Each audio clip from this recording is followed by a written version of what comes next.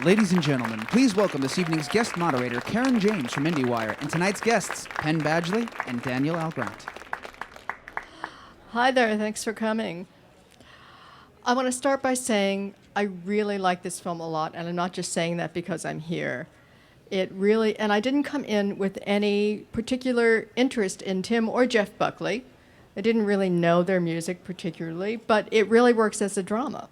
So tell me, first of all, what connection did either of you have with Tim or Jeff Buckley? What feelings did you have about the whole subject?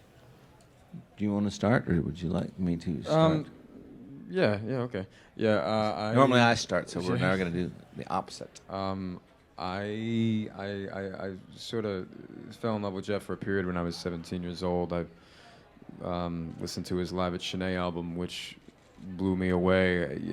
He was like a young white man in the 90s singing Strange Fruit, which was originally sung by Billie Holiday, and just him and a Telecaster with clean tone, like, and a little bit of reverb, and it's just one of the most soulful performances I think I've ever heard. And so that was my introduction to Jeff as a teenager, and then like you do when you're a teenager, you sort of fall in and out of love quickly, and so I just put him on the shelf for a long time until this script came around.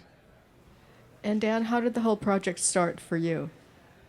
It started really with my producing partner driving me home, which he would do on different occasions, and he pops in CDs based on his mood. And there was a couple of weeks where he just started putting these CDs in of Jeff Buckley, whom I never heard. And then he would take the disc out quickly and put another disc in. It's like, it sounded very similar, but it's sort of the same. And he'd say, "Who's that?" He'd say. And I'd say, "I don't know." And he'd say, "That's Tim Buckley. That's his father." 5-octave range. They both have 5-octave ranges, but they never knew each other. He said it should be a movie. I said, "Okay." And then he said, and they never really met. And then I said, "Okay." I mean, that made it functionally really, practically, extremely interesting to me. That the idea of making a movie about a father and a son who didn't really spend time together, who shared this talent, and died early. And then I got into then I really began to learn about them and research them. And the more I learned, the more I got excited, and the more I got realized the challenge. Until we focused it just on this tribute, which is when it became, to me, something that was practically possible to do. Right, so it's focused on this tribute concert that actually happened. Did you see that concert? Is there footage of it that you could watch? There was no footage of it. There's a recording of it, and it's a mess, frankly. It's like, because it happens very much. Obviously, nobody here has seen the movie, but it's the way that this concert itself came about was through this loose collective in downtown New York City of the 80s and 90s, and they were just all these like sort of counterculture punk icons and various like brilliant creative addicts, and they would throw together these shows every now and then, and they were just Hal Willner. Hal Willner, yeah. Hal Willner, who runs the Saturday Night Live music department essentially, but in those days he was doing that, and he. And the way that they tell it, candidly, was just that it was always a mess, that it was always unrehearsed, and you're barely getting it together, and that's what I think is so beautiful about this film is that it captures, not only a slice or a glimmer of Jeff or Tim, but also the strange mercurial process that it is to make music in a pretty rare way, because it's all live and kind of spontaneous, the same way that it would have been for the real show. What is your background in music, and what kind of music did you play? Because you play and sing in the film yourself. What was your background, and what kind of music did you like before you started doing this? My background was just loving music with an intense passion throughout my whole life, but I started acting so early that it kind of got in the way, in a sense. So I never played in a band. It was always a solitary pursuit for me. But I always loved. I grew up listening to a lot of soul and hip hop and jazz, and one of the few rock albums that I loved as a teenager was Grace. You know, but even then, the production was kind of like mainstream, even though the sounds weren't. You know, it had those like very '90s rock drum sounds, so I just kind of cast it aside. But I listened to. Didn't have much rock in my background except for maybe like certain similar influences like Led Zeppelin and stuff like that. How important was it for you to sound like Jeff Buckley without doing an impersonation yourself? You know, that must have been the challenge, right? That was a difficult thing the whole time to walk. It was a fuzzy line because, you know, he is inimitable. There is no imitating him because you'll just kind of stand there looking like an asshole. So you know what's nice about this movie is that there was freedom to not sound like him and to still evoke him, you know, which is I think the proper way to approach somebody like Jeff, because this is before he wrote the songs that we all know and before he had fully, I mean, he always had the voice, he always had the talent, but before he'd refined it to the point, developed it to the point that we all are familiar with the sound and the vibrations. So this is him just he's like an unrefined ball of raw talent that needs shaping and you know, self development and training. So I would say that, like, you know, every now and then I would hit the right notes and get some of that tremolo in there, you know, and that's, you stick out your jaw a little, and, you know, I mean, it's like, I don't mean to minimalize it, but you know, I would just hit that on the head every now and then, but for the most part, really try and kind of bare my own soul and heart the way that he would, you know. I basically just gave it all I could, and that's all any artist tries to do, and that's what he did so impeccably. So, you know, that was basically it. More than an imitation or a mimicry. Well, it is also an emotional story. It's about the son coming to terms with his father's legacy. And we have another clip where your character talks about that, and he and Allie are on a train. And let's take a look at that one.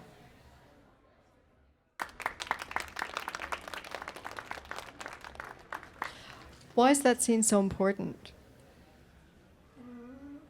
Well, it's the moment he, Jeff came to New York, and one of the lovely things I think about this moment in his life is he was welcomed into a community of musicians, and that was balanced, I think, by people just comparing. You look just like your father. You look just like your father. So he has to make this sort of realization that, and it's like he reaches the wall when they want him to sing, and they just have in the movie played this clip of his father singing "Once I Was," which Hal Willner wanted him to play, which he refused to do. He just didn't want to do it, I believe. And at this moment, he's on this train because he's left. He just walked out, and it's an important moment because he's on his way to the house of his father, where his father grew up. And he's deciding whether he's going to actually do it. He's making the decision of whether or not he's actually going to go and wrestle the bull, you know, or however you'd want to say it eloquently. That wasn't the way to do it. But he, and also he admits that for the first time that he actually knows so much about his father, and he's trying to judge his father, but he also can't judge him because he knows his father. I mean, the beautiful thing about the movie, doing a movie about this is, here's a kid who's 25 coming to New York, and he's judging his father, but his father was 19, you know. So, I mean, I have an 11-year-old, and I've just been divorced, and I keep thinking about my own father who went through this, you know, and I hated him when he was getting divorced from my parents. He's 10 years younger than I was. And so you think, my goodness, Tim was just a kid. He was a kid. It was the 60s, he was a kid, and it's you don't know that as a 25-year-old. You think of your father as like this, you know, well, Hamlet's like a ghost. It's I like think this big thing. Partly the point is that you are just starting to come to terms with that reality. You know, regardless of who you are, man, woman. I mean, you know, the relationship with your parents is always a potent one. I think he's really struggling to unpack it and realizing to some degree that it is baggage that might be heavier than he initially expected. Because I think, you know, regardless of what your situation is, you just sort of like, you just take it on and then you move forward and you know, you're a strong person. You just keep going, whatever. It's not a big deal. Like, fuck my dad. I don't really care that much. It's not that big of a deal. But I think he's starting to realize as he's, you know, getting closer to the show, it's like this tremor, this shake, and he's in it, this vibration in him, and he's conflicted because part of it, you know, it seems like this opportunity to finally be himself and show himself because more than anything, I mean, he had this unbelievable talent inside of him that no one quite had seen yet. You know, no one had appreciated the way that he believed they might. And so I think he's also struggling a lot with whether or not you know, what really is inside of me? What really is like what the fuck am I doing here? And that's what basically exactly what he says. And there's a ritual he has to go through.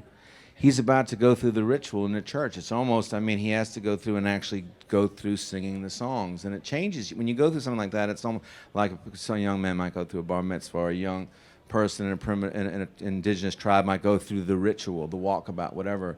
He's about to go through his walkabout, right? But in front of 300 people and. You know, it's the moment his of father's truth. songs, whom he, you know, can't even figure out how he feels about, you know, in some ways, which is a pretty huge thing.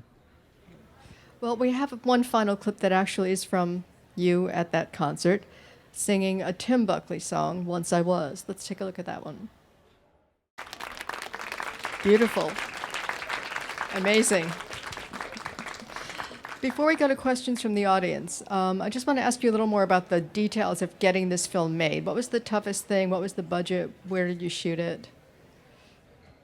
The budget was very small.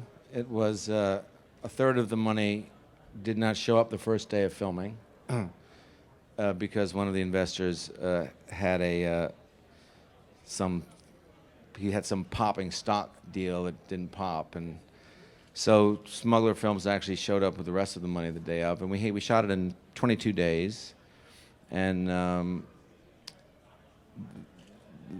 the thing that was great about it is very rarely in an independent film do you have the financing and can you cast anyone you want to cast that's right for the part. So that was the thing that was miraculous.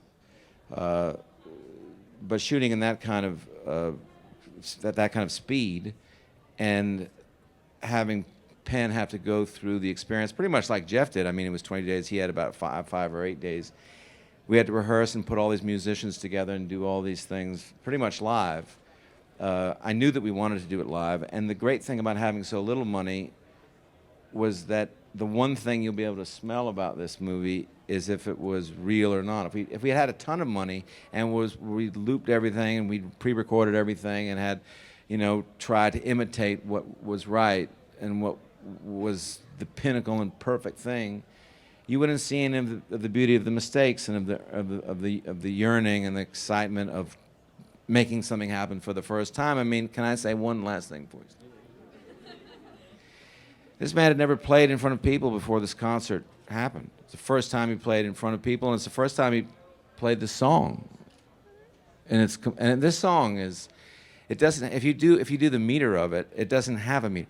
It's just a person uniting with an instrument. It's like it goes from 7/8 time to 8/7 time to 16/15. I mean, the rhythm of it is completely and utterly. Well, it's intuitive, I think, is what. Intuitive is the the quick way of saying it. Yeah, it's intuitive. I can say it for a few paragraphs, but that speaks to the quality of the film, like just the energy of it. Is that obviously, we weren't going to get anybody who could sing or look exactly like Jeff, but we're telling a story that just needs to have a certain, vibration of somebody bearing their soul in a way, just kind of giving all they could to it. And that's what I did.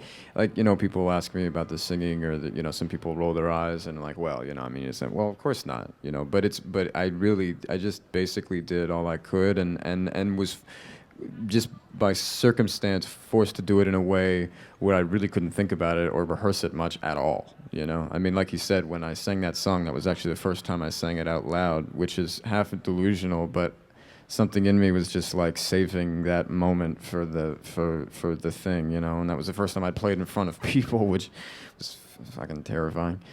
And then I'm also knowing that it's being filmed, and so it's not just in front of the people in the church, and it's something that people later will be blogging about and wanting to hate. So so.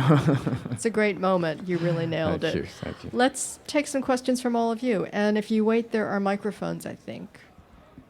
Hi, I was wondering if you could explain over here. Hi, Oh, hi. sorry.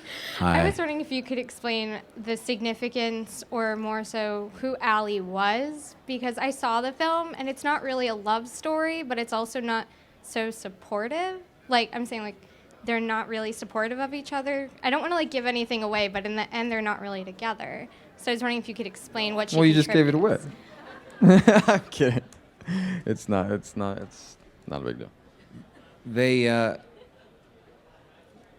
what I wanted to do was show two people the way they really might be at a time like this. A movie, you want the movie people who are producing movies, people who are selling movies, and people who so often go to movies, and I'm one of them. You want to see this resolution, you want to actually have what you expect in a certain way, but that's not kind of the way it is.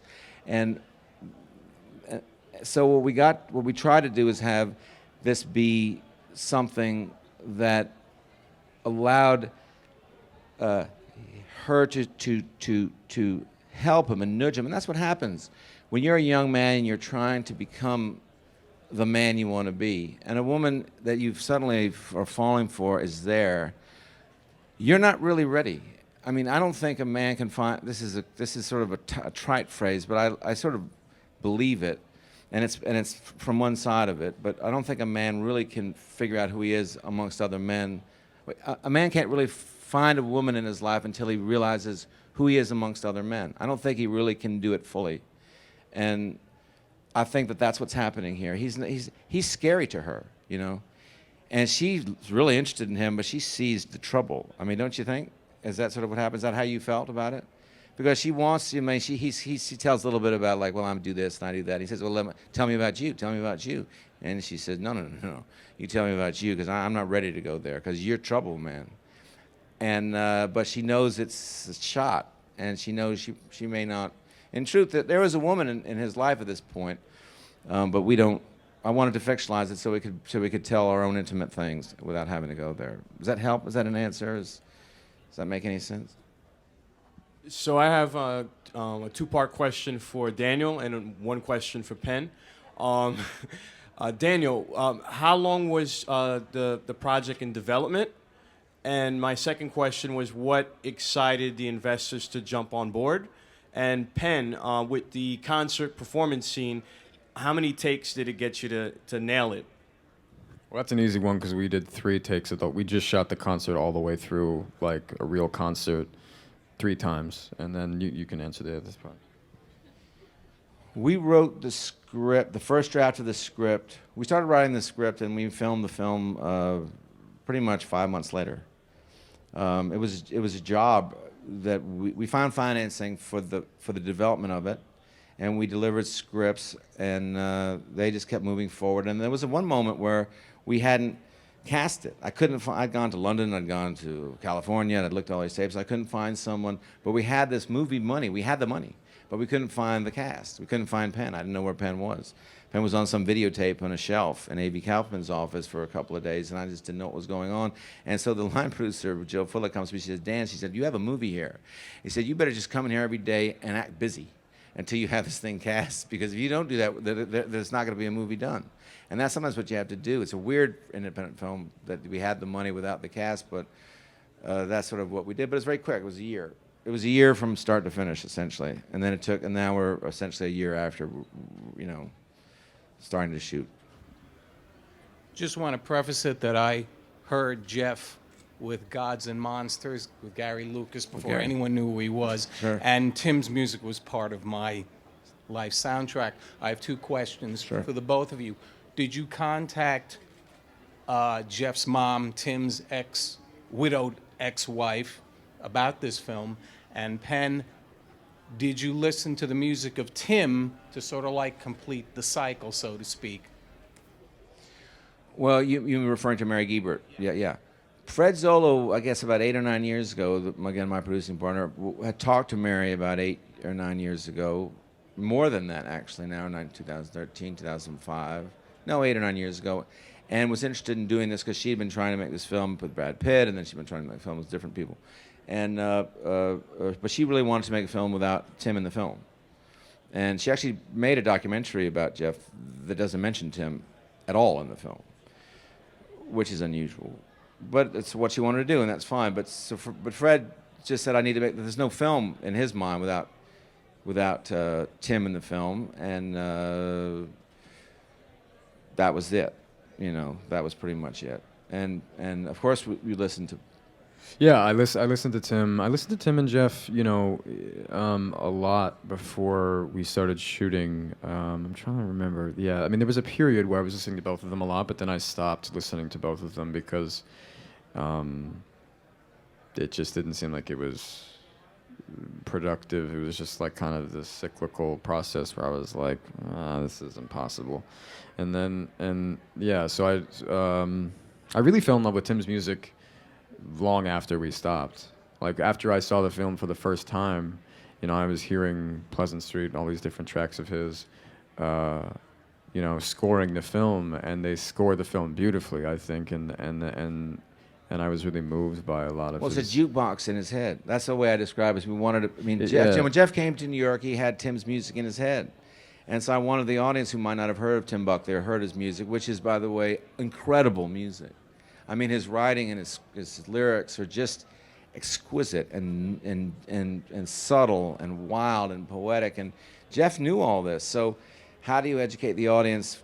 You know, it's like going to when you go to a concert. If you go into like you know, a Bruce Springsteen concert, you listen to Bruce all day, so you get ready for it. Well, that's what we kind of wanted to do, as well as show that Penn in his mind, every time he reached for a doorknob, he's listening to something. And it was just whirring in his head, so it sort of satisfied both things. And I told you that, right? Jukebox. Hi, the movie's on iTunes. Is it also going to be in the theaters?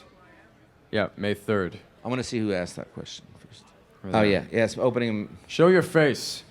I'd like to know where you're from and what you're doing here. No. What are you doing later?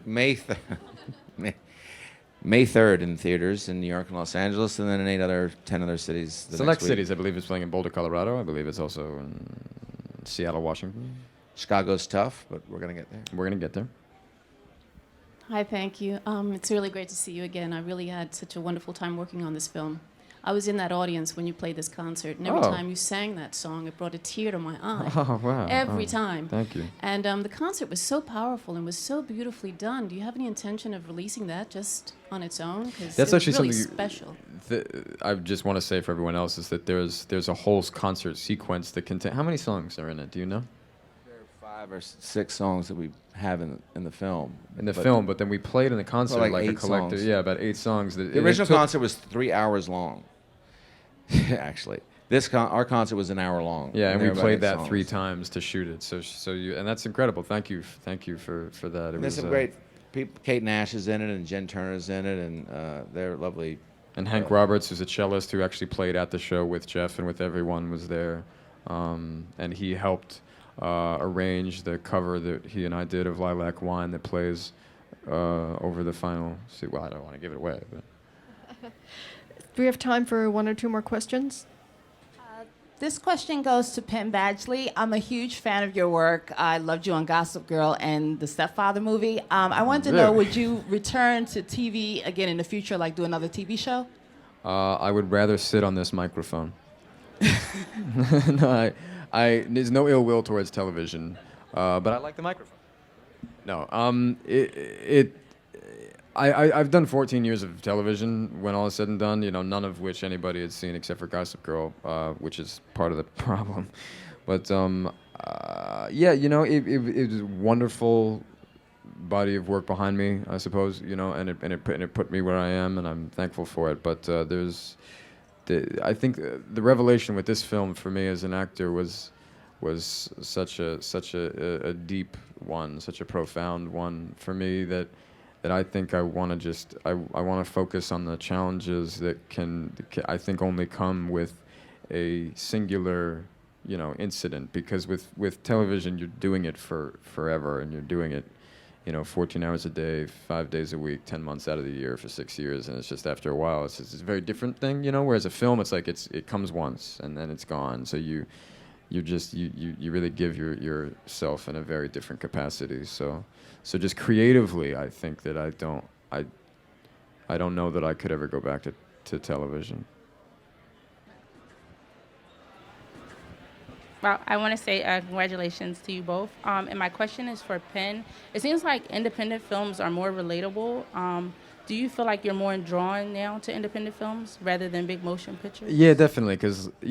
Absolutely. I mean, all the scripts that I read for big budget movies now, they're thoroughly uninteresting. What they do is they put like incredible actors in movies that have no business being good, really, and you get great directors. You basically get everything that's great except for the script, which seems to me to be very silly. It's like, why not just also have a good script and then we'd all be happy, But for some reason that's not the way that it works, and I think that there's a real opportunity with independent film. It's also frustrating with independent film because it's hard to get them all off the ground.